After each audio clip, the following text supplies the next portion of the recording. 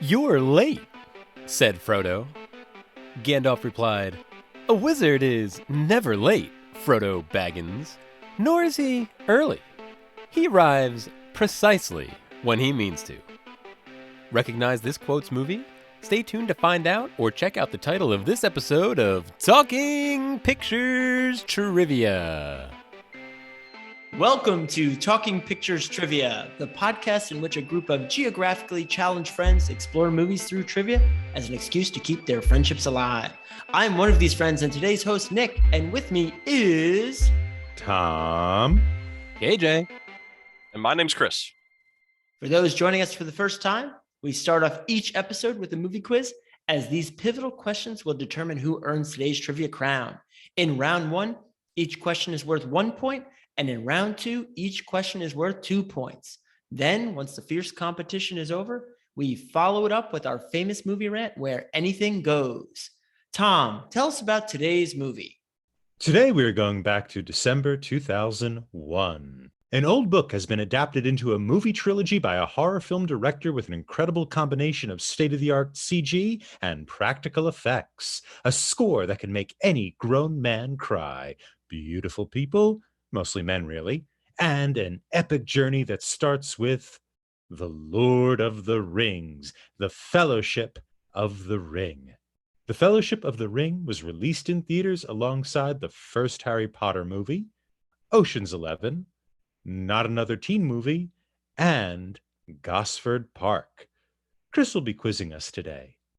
Chris, what is The Lord of the Rings, The Fellowship of the Ring all about? Well, when a magical Horcrux from 2,500 years ago ends up in the hands of an everyman, I mean a hobbit, a group of friends decide to go for a walk. A long walk.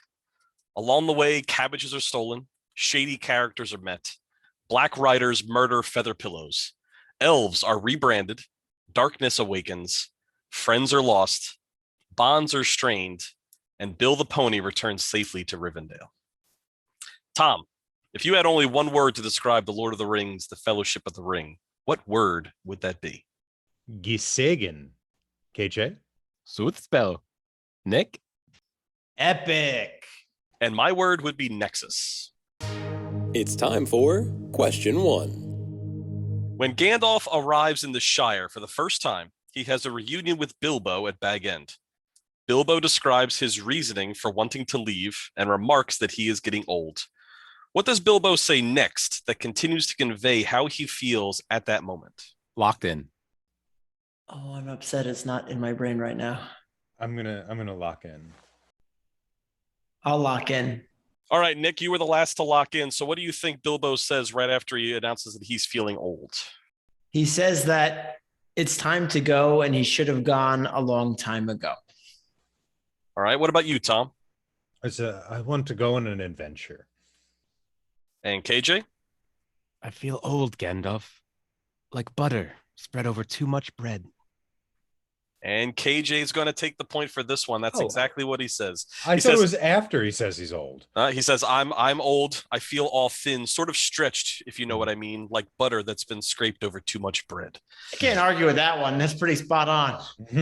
The reason I brought this one up is it's probably one of my favorite quotes in the book as well as the movie. It epitomizes everything that he's feeling at that moment.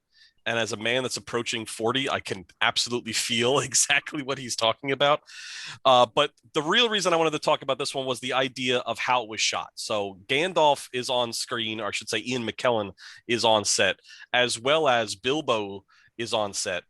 But yet Bilbo looks a lot smaller than Gandalf does because of forced perspective.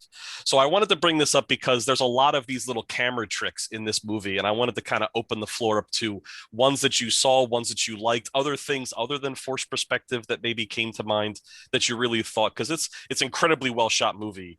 I think Tom hit it in the bumper for the last episode that the people that made this really cared a lot, and I wanted to see what you guys thought about it. I believe the earliest trick, if you will, with perspective is actually when Gandalf rolls into town and the wagon, when Frodo jumps on the wagon.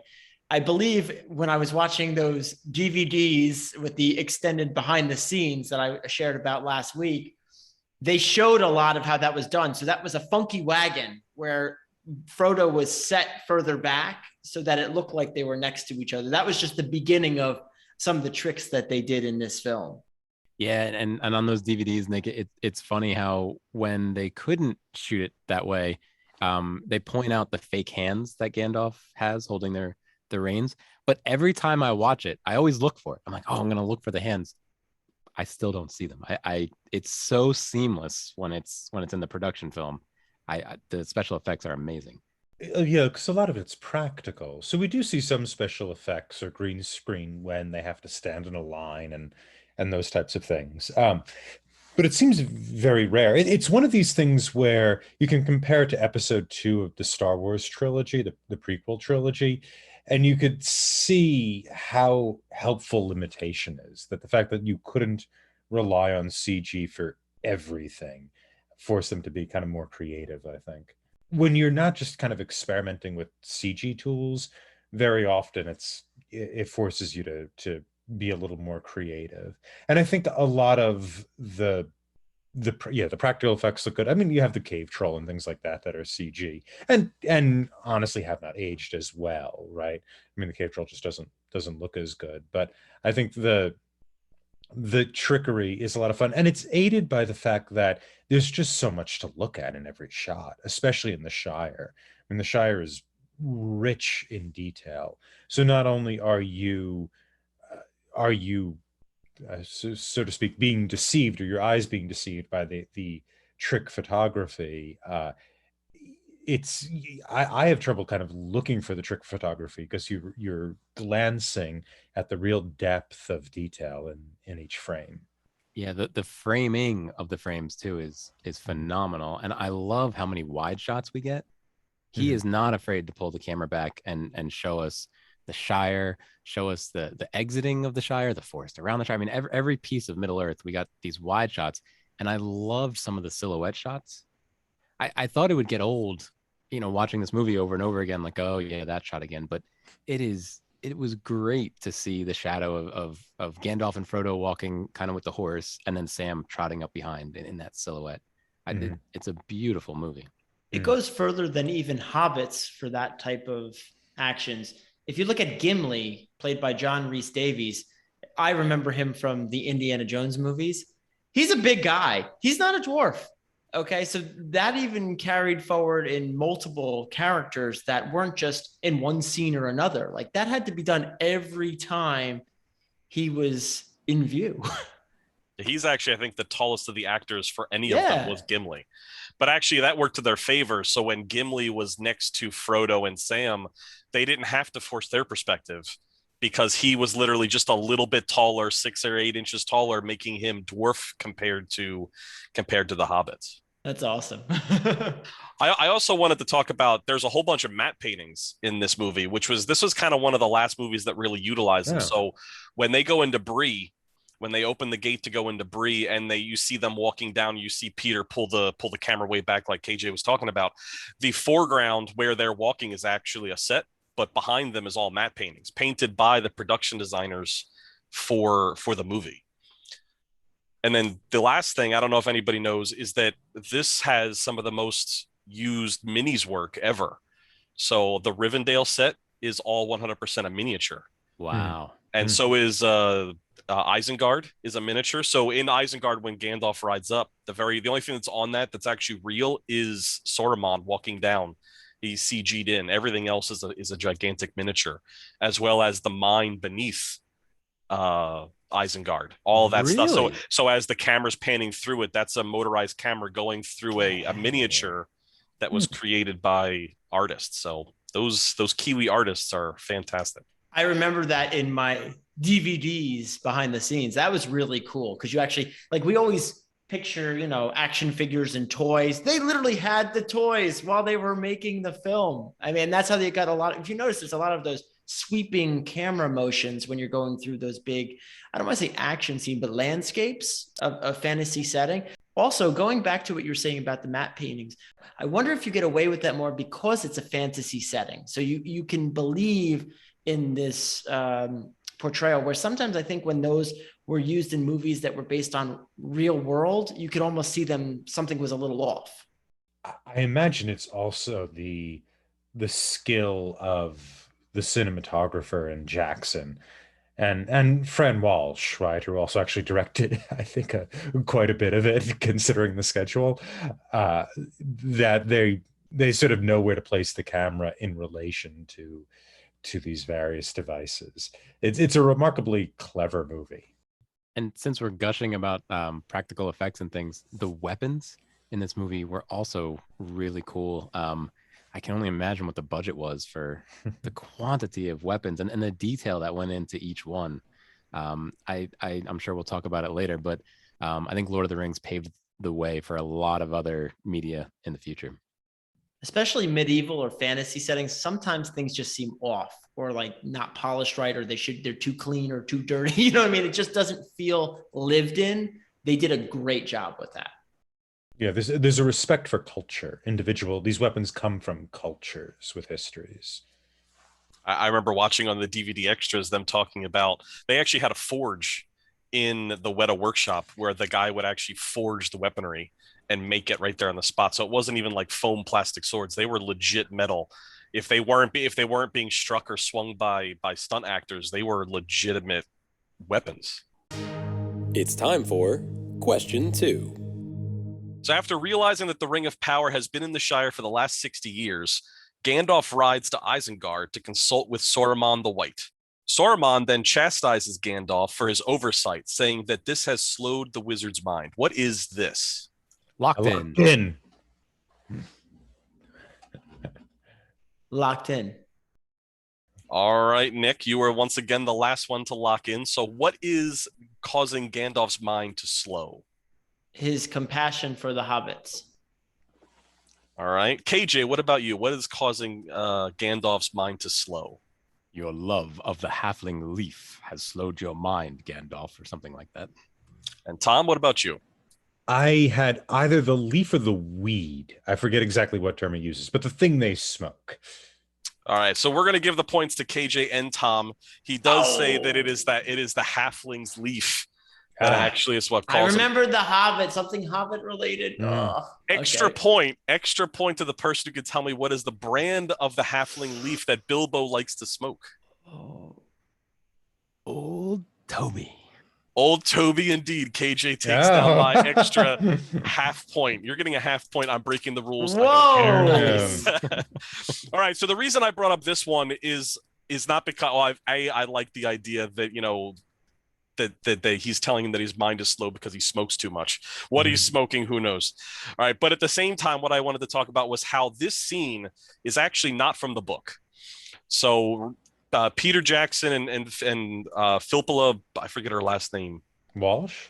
Philippa Walsh, they actually kind of had to craft the movie around this book because everybody says The Lord of the Rings, The Fellowship of the Ring was actually an unfilmable work of art. But they actually were able to do so by adding things, taking things out. So I wanted to know, I assume that most of you have read the book. I think all of you actually said that you did. Were there any notable scenes that are not there? Notable scenes that are there, like the wizard battle that you wanted to talk about that kind of made the movie better, maybe made the book better? I want your opinions on those types of things. And we're talking about book 1, correct? Just yes, completely just the Fellowship. Well, Tom Bombadil. Yeah, I was going to say Tom Bombadil. Yeah, it's probably the most famous. Maybe we should put some context to that just in case, because it wasn't in the film. Yeah, and it makes sense. So Tom Bombadil is a somewhat magical creature who they run into. I think it's Strider's with them at that point, and no, he isn't. Okay, so it's just the 4 halflings who they meet Tom Bombadil, and Tom Bombadil is not actually influenced by the ring. He can hold it, he can carry it. It doesn't really affect him. He doesn't have a lust for it. And he's a sort of kind of depicted as almost like a large man. I imagine him sort of like a red bearded Santa Claus type.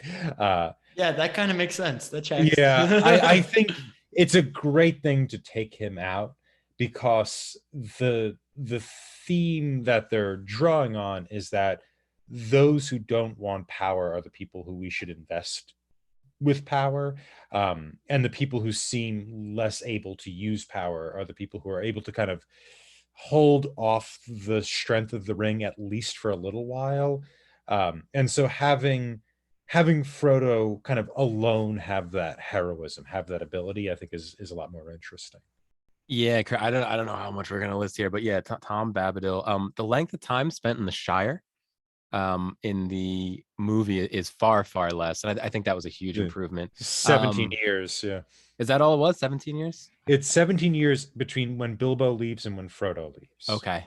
Honestly, I think all of Peter Jackson's adaptions were good, were very good. But Farmer Maggot is a really stand-up guy in the book. He meets a ring wraith and tells him to go pound sand. Whereas in the movie, I forget who, it's not one of the Sackville Bagginses, but it's somebody says, oh, over in Hobbiton, they're right over there. So kind of changes the feel there. In the book, they stop at Mary's house, which is really cool. Was it Mary? Yeah, it was Mary. I think Mary is Frodo's younger cousin. So you get a little bit more interaction with the hobbits there, but again, no need to do that in the movie. The other big thing I really liked that they did was moving the story of the ring to the prologue. In the book, it's kind of during the Council of Eldron, and I think that would have ground the movie to a halt if they started. I mean, they elaborated on it a little bit more. You know, they kind of tell the story of the ring throughout the movie, but I thought that was another great addition. And then Bill the Pony does a great job establishing Sam's character in the book. And I think in the extended editions, you get a quick scene. But otherwise, that was another one. These are just things I was thinking of now. KJ, I'm really glad you brought up the prologue, because sometimes in films, this feels very forced. And I think this movie did a wonderful job setting the tone for everything to come. You could have no familiarity with the Lord of the Rings series, and this kind of jumpstarts you into what's going on. So well done, Peter Jackson. I know I'm the first one ever to say that. Well, so I heard that they made the whole movie and they're like, oh, what are we just going to start in the Shire? And the studio said, hey, Peter Jackson, can you make a 2-minute prologue just to kind of set up the ring? And the shortest he could figure out was 7 minutes. But I remember watching this with our friend Doug, who's been on the show quite a bit. And he loves that opening battle. He loves that opening battle. So I think setting the prologue with one of the most incredible battles we'd ever seen in our lives. I mean, that when Sauron goes down and that wave knocks all those soldiers over, we had never seen anything like that on film before. There was nothing quite that specific, purposeful, and well shot. I really enjoy the part where they explain the rings. I know that's kind of crazy to say, but how they break down each race and how many rings were given out. But really, there's this one ring that they didn't know about. And just the way that plays out within that prologue is really powerful. Actually, you know, one thing in the book, Gandalf has one of the 3 rings, the elfin rings. He was not originally given it, but he got the Ring of Fire, I think, later on. Galadriel actually has one too. Yeah, she does. Then they have that in the extended edition. What I was going over this with my wife, she was a little confused at first of why he wasn't so concerned that he had a ring. I was like, well, he knows he has a magic ring or he has a feeling, but he doesn't know it's the one ring, because there are other magic rings in this universe. That's really the big shocker, is it's the ring. Another thing I think was a great move was moving, I don't even know what to call that. That last scene where Boromir dies, moving that from the 2 towers to the Fellowship to give us the climax of this movie. I think that was a great choice. Yeah. I forgot the timing of that. Yes, you're absolutely right. Yeah. You needed something, because you need something to get you over that hump into the next film. Yeah.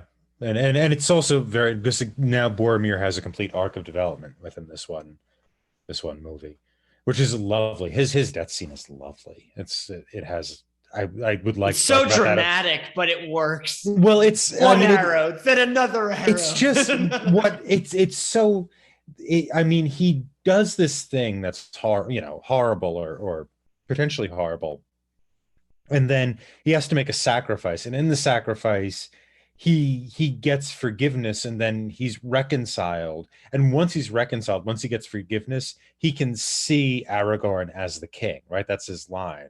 I'd follow you into hell, my companion, my brother, my king. And it's like, in death you see, right? There's all this like sight imagery there, and that's one of the times where it's like sight as as a sign of clarity, right? He's been cleared now. Speaking of Aragorn, one of the things that, just to play devil's advocate, that I don't like that Peter did was that he took Aragorn and made him as if he didn't want to be king. Whereas in the books, he actually holds the shard of Narsil in, like, he has it in a sheath in his belt. Like, he does, it's not at Rivendell. He actually still has it. He treasures that as a memento. I feel like I understand why they did it. They wanted to give Aragorn kind of like this arc, build up, but at the same time, that seemed like a little bit of a weird one too, because why would you take the broken sword away from him? Like, we don't have to know what the broken sword is until you reveal to us that it's this ancient weapon from, almost 3,000 years ago. But I don't want to be king. I sort of, I sort of like that though, because it does give him that kind of arc of development. And it also, it's again, this kind of idea of like, if you are really covetous after power, there's going to be problems, right? It's the people who just have really no interest in power, or a limited interest in power, who we're most safe with, right? That's why, like Boromir, who wants to protect the stewards, he has more trouble with the ring than Aragorn, who can just fold Frodo's hand over it and say, I've sworn my life to protect you. I do think it was a good adaptation for the movie to have Aragorn not want to be king, but Tolkien would not have liked that. Tolkien, from what I understand, was very much so into caste systems, and lords and great men are great. People that are below them are below them. And if you are king, you need to be a great man and kingly at all times, which I think in the book you see more of. So I don't think Tolkien would have liked that change either. Yeah, though to be fair to Tolkien, he's talking about that in terms of Middle English epics, I think, or Old English epics. Well, and right, that's Lord of the Rings to him was a creation story for England. So I think this is all part of it. Yeah. And so Tom, I think Tolkien might say, wow, now I'm putting words in Tolkien's mouth, that Aragorn didn't lust for power, but he was a great man, so he should be in power. Would have been the Yep. Yeah, which I think is in this movie, right? I think there's this idea of the blood runs through him. He is a great man. It takes him a little bit to realize that he needs to do what he needs to do, though. Like in the beginning, he's still in this film. Yeah, I was joking before, I don't want it, but he didn't. Yeah. And so going back to Boromir's death, do you guys know the word eucatastrophic? I don't even know if I'm saying it right, to be honest. Have you heard this term before? Eucatastrophic? So I have now. Okay, so I've heard on other podcasts and things that Tolkien loved the idea of eucatastrophe. So a catastrophe is when multiple bad or terrible things all happen at the same time, and it gets worse. A terrible, terrible outcome comes out of it. A eucatastrophe is when a bunch of terrible things happen, but then the best outcome comes out of that, and that's the only way that best outcome could have came. Mm-hmm. So I want to ask the question, would Boromir have sacrificed himself for Merry and Pippin if he hadn't had the experience with the ring and Frodo? That might be eucatastrophe that allowed the orcs to leave everybody alone because they figured they had the hobbits, because Boromir sacrificed himself because he had that experience with Frodo and the ring. Well, that presumes Boromir wouldn't had he not had the... And I guess that's my question. If he hadn't had that experience, would he have felt like he needed to defend the hobbits to death? But he swore to protect them, right? And he swore that his life would be to protect the... Merry and Pippin? Did he all of them or the ring bearer? I think that's where the question is. I think he swore to protect Frodo. I'm not sure if the rest of them were.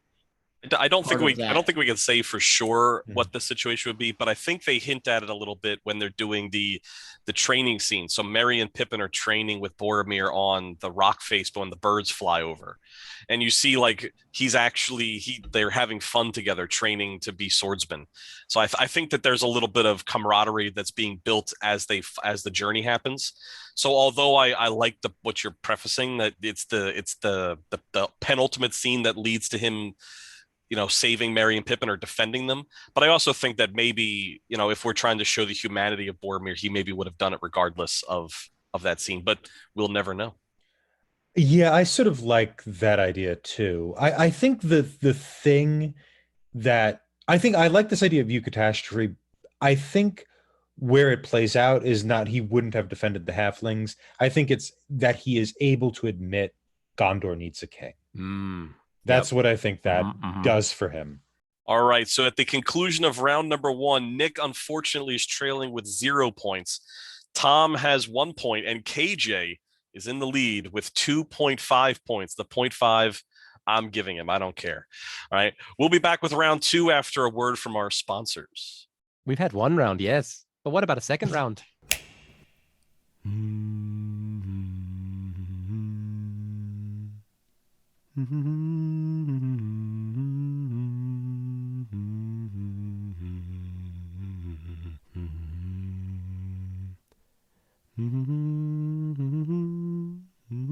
All right, guys, here we are back for round number 2. But before we get to the pointed questions, I want a question for all of us that we can kind of answer.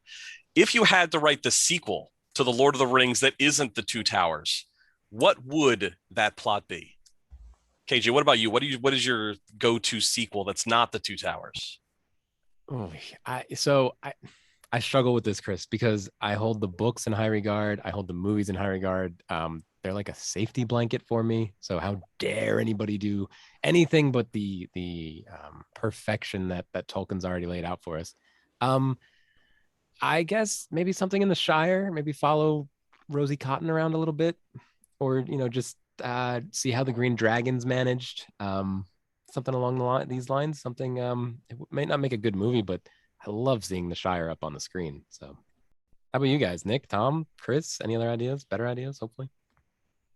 Mine's going to be a little bit different. It is going to be Shire focused in the sense that it's going to be filmed almost as a documentary of the expanding trade routes of pipeweed and Shire beer I like to it. other parts of Middle Earth. So it's going to be a very industrious film, and it's going to see some young hobbits with some gusto go out there and expand past the borders of the Shire and build an empire from pipeweed and beer.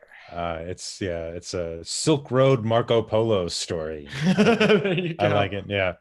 Yeah, my sequel is taking off from this idea of like the corruption of power, and people create horrible worlds because they want to grasp power in their arms.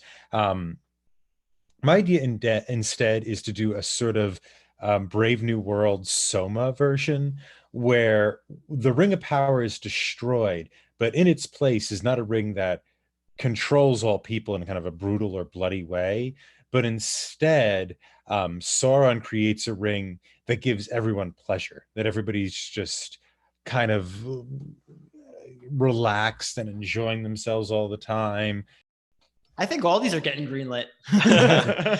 My sequel is a lot easier. Instead of Aragorn, Legolas, and Gimli going after the orcs and going after Merry Pippin, what happens if they get in the boat and follow Frodo and Sam? What happens to Merry and Pippin when they're left to their own devices? We know that they get out in Two Towers, but what would happen if they're not being pursued? And I mean, it really wasn't that big of a lake, and the big long legs of Aragorn and Legolas would definitely have been able to catch up to Frodo if they wanted to. So, what would have happened if they crossed the lake as well and traveled with them more towards Mordor? That's an interesting concept. I haven't really thought about that. Why didn't they? Because he said they shouldn't. I think Aragorn and Frodo's kind of interaction at the monument at the top of the hill when the orcs finally get to them, Aragorn basically knows that Frodo is not trusting of anybody or can't trust anybody because the way the ring controls them. So he's basically tell them, like he says, I would have followed you to the end. Like at that moment, Aragorn is saying, I won't follow you if you don't want me to. And Frodo is not fighting that. He's going off on his own. It's like a shared conclusion they've come to that he needs to do the rest of it on his own. It's time for question 3. After being stabbed by a Nazgul at Weathertop, Frodo is rushed to Rivendell by Arwen. He later awakens with Gandalf at his bedside. A little bit of a reach here, but what season of the year is it in Rivendell when we see him wake up? Locked in? I think I have this based upon Locked in. I This is partially a guess, partially my imagination filling in. I think that's the same for everybody. Yeah. I have no idea. You got a 1 in 4 chance. It was the whole kit and caboodle, according to the movies, was 13 months. So if you knew the end or you knew the beginning, locked in with a guess. All right, well, KJ, you were the last one to lock in with your guess. So what is that guess? I'll say the summer. Nick, what about you? I'm also in summer because he woke up in a bed that was outside. It didn't look like he had big comforters on, and everyone else was dancing around and not wearing coats. So his friends, very friendly fellow hobbits, seemed all very comfortable. So summer. And what about you, Tom? I was going to go with fall. I thought I saw brown leaves. I thought there was some kind of brown in it. All right, and Tom has gotten the correct answer. It was indeed autumn when you see it, and you can see this because there's multitudes of falling leaves in the background behind Gandalf as he's talking to Frodo, as they're walking up, or as you see the wide panoramic shots of the miniature. It is 100% autumn. But the reason I bring this up is because I wanted to talk about Tolkien and his metaphors. He talks about how the elves are leaving the land, and we've always talked. Everybody always kind of assumes that the calendar year and the seasons are like the stages of life. Like spring is the rebirth, summer is when they're in their peak, and fall is when they're waning, leading to winter when they're finally gone. And I don't think the weather in Rivendell really matches the weather of Middle Earth so much as it is kind of like just with the way that the elves are kind of progressing at the time and they're getting ready to leave.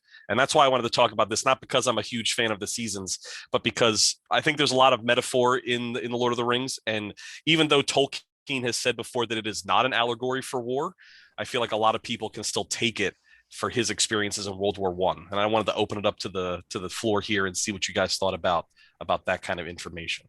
Yeah, it's about the end of an era, literally in this, but it's, the beginning of the era of man, the end of the era of elves, and everybody goes into the West eventually.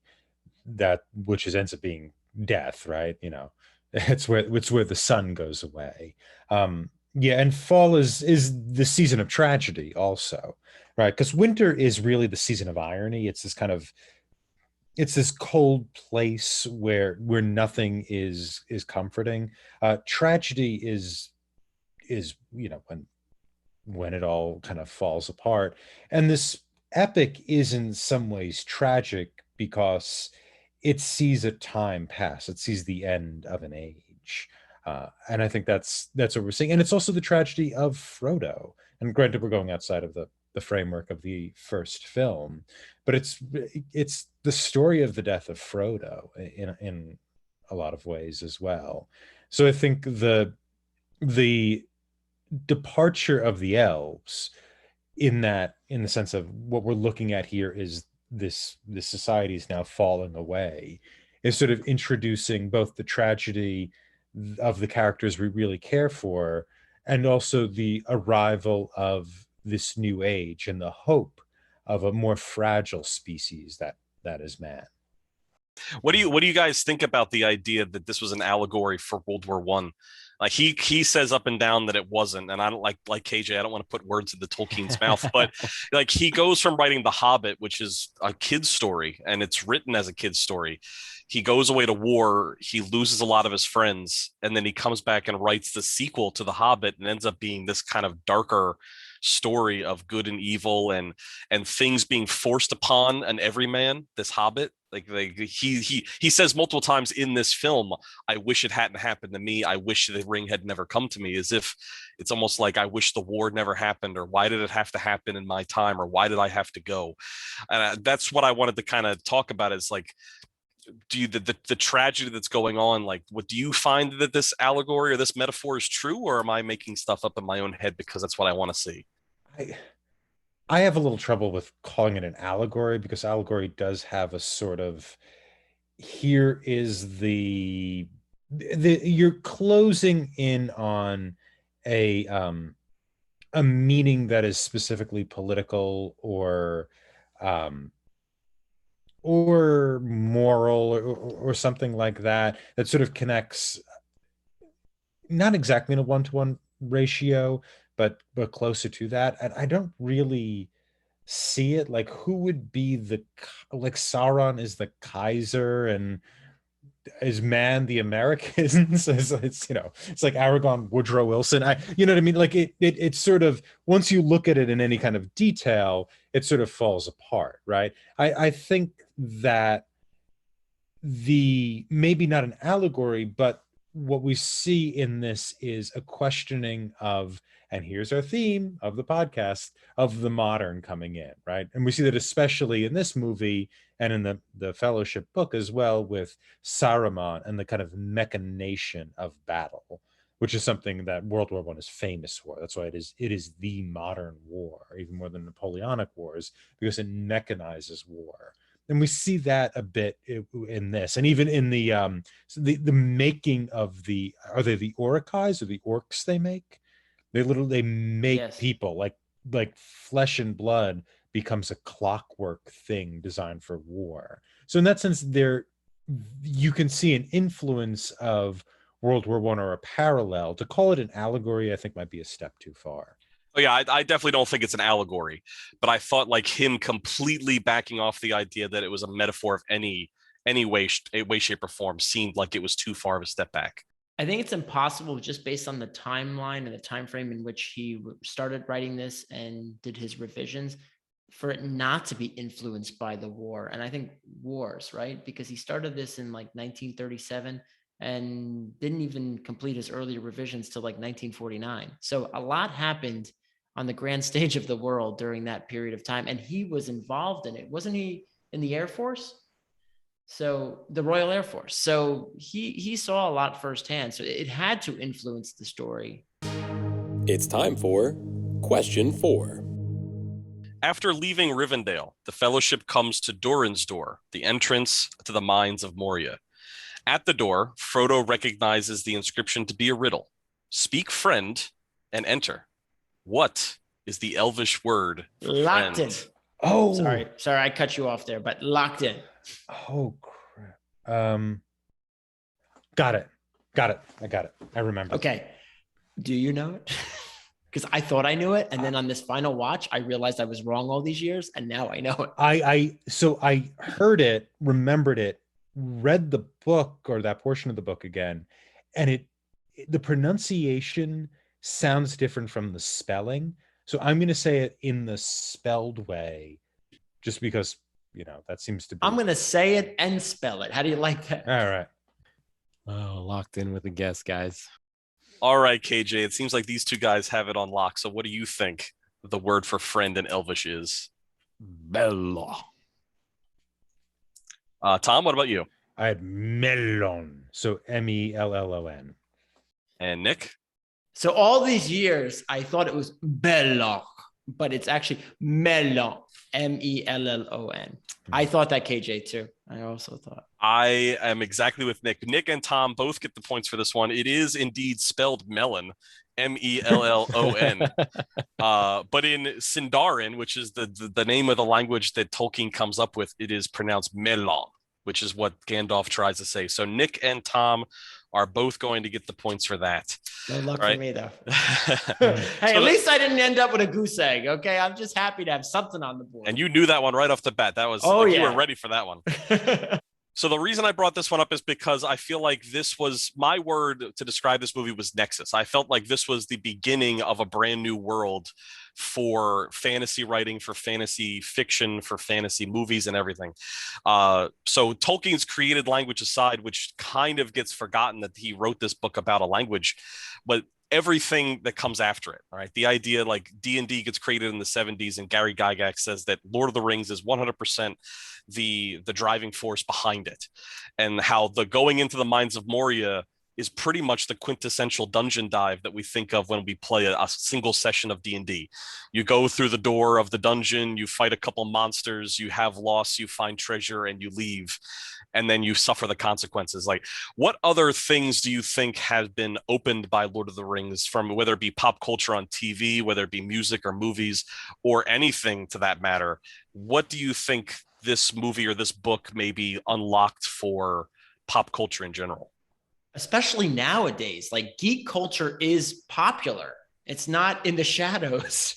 Like, it's out there. I mean, A Song of Ice and Fire, Game of Thrones. I know these are all way, way later works, but all of this originated from Tolkien. And when I was watching this, I was really thinking about it. I'm like, yes, there's a lot of good stories out there, but I honestly think this is my favorite story. Not favorite movie, not favorite, just favorite story, because it happened in a period of time where nothing like this existed in the 30s. I mean, there's nothing. So it opened up everything that we're experiencing today with anything related to fantasy. I would posit that this movie is what unlocked the Lord of the Rings.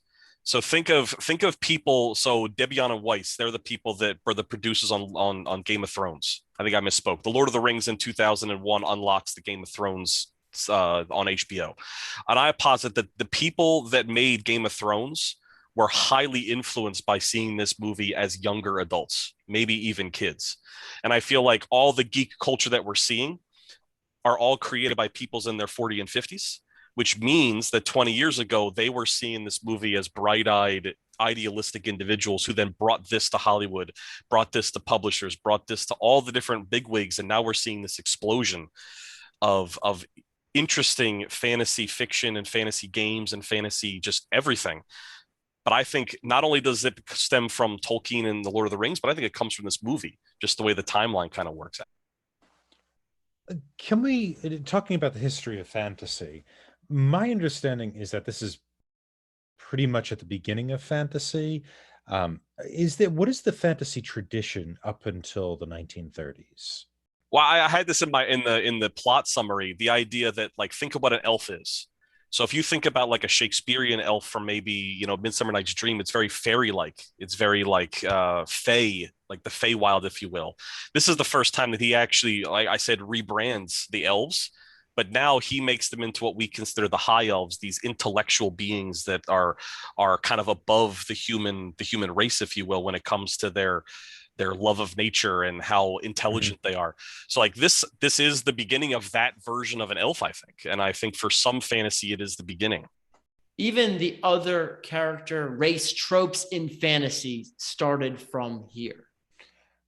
Yeah, I don't, because I'm looking through it and, you think of Lewis Carroll and the Alice in Wonderland. There's that fantasy element.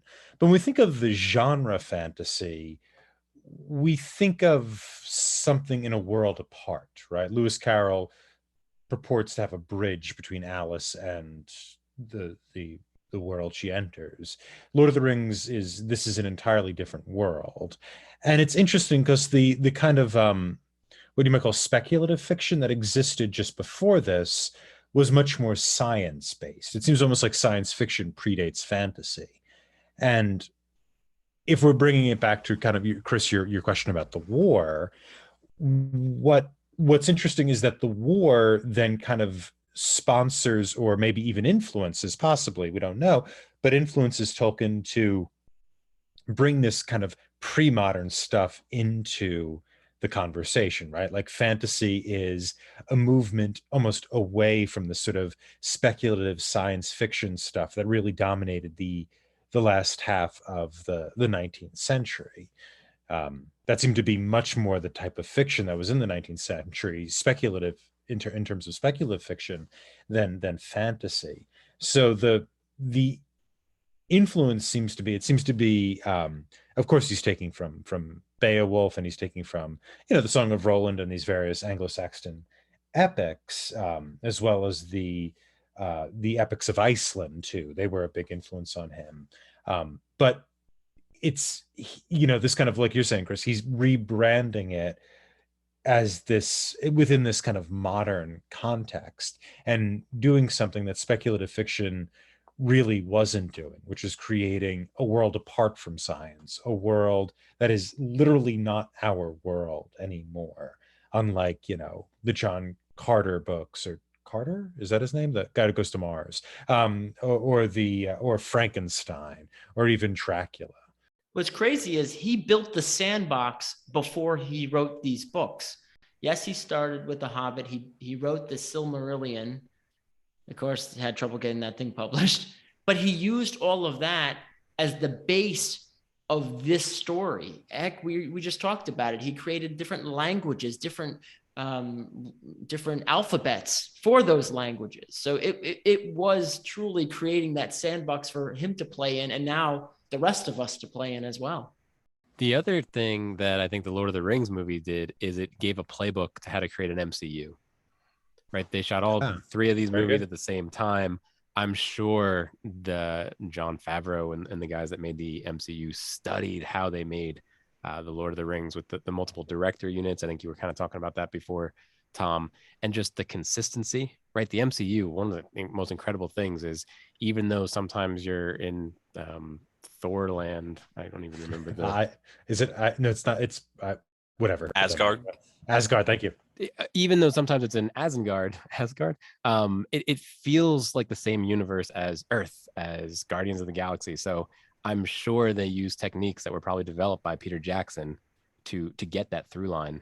I just wish the Star Wars trilogy would have done that. What you do is you take something beloved by all and just make it up as you go. Yeah. Let's not get that conversation started. Yeah. Back to Lord of the Rings. The Fellowship. Yeah. I think maybe part of what we're calling geek culture or nerd culture, I can never remember which one of those words is a pejorative and which one's a compliment, but is that that actually I don't think necessarily has something to do with fantasy, but it has to do with completeness. This idea of really going all in on the thing you make and giving it a tremendous amount of detail. It's replete with detail. It needs its own languages. It needs its own history.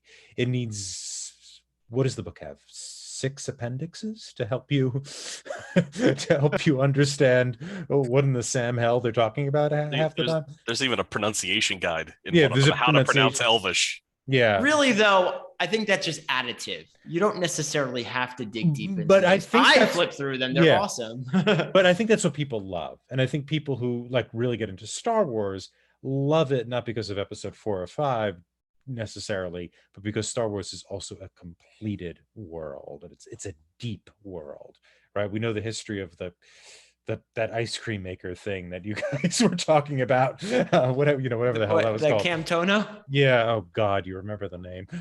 Yeah, that's, I think that's what lasts too. It's people want depth. They want immersion.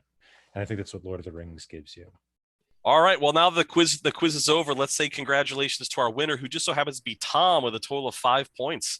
Congratulations, Yay. Tom. Nice one, Tom. You got me. Yay. It's time for Movie Rant. I just have one more question. I'm pretty sure that Nick has already kind of alluded to this, but my last question that was going to be our tiebreaker question was, how many arrows does it take to kill a Boromir? 4? 3.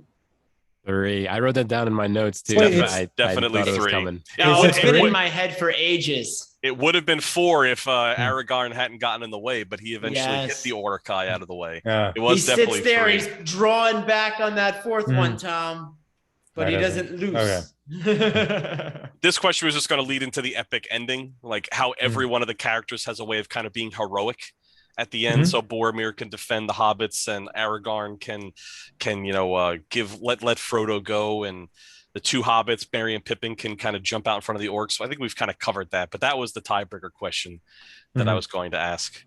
And the other little factoid that I'll drop in here that I forgot to mention is the idea, next time you see this movie, or anybody sees this movie, when Gandalf is in Isengard talking to Saruman, look very closely at the top of his staff that you can see in frame. You can actually see his smoking pipe is depressed into the top of the staff. It's like a little carrying case. He tucks it into the top of his staff so that you can always have your pipe on the go. I think the best comment about the book, which kind of relates to our discussion of its place in the history or whatever, is in the history of fantasy, is that what Tolkien is doing is he's doing real scholarship on fake material. And this comes from Michael D.C. Trout, who I believe is the editor of the Tolkien Encyclopedia. And he's doing actual like Anglo-Saxon uncovering detail and linguistic work on work he himself made up. And so there's this really kind of odd metafiction thing going on. And the movie doesn't do that. The movie is really steering away from Tolkien's central project. And that's another probably great thing about adaptation, what an adaptation can do. You can take away the central, almost telos of the work and come up still with this wonderful product.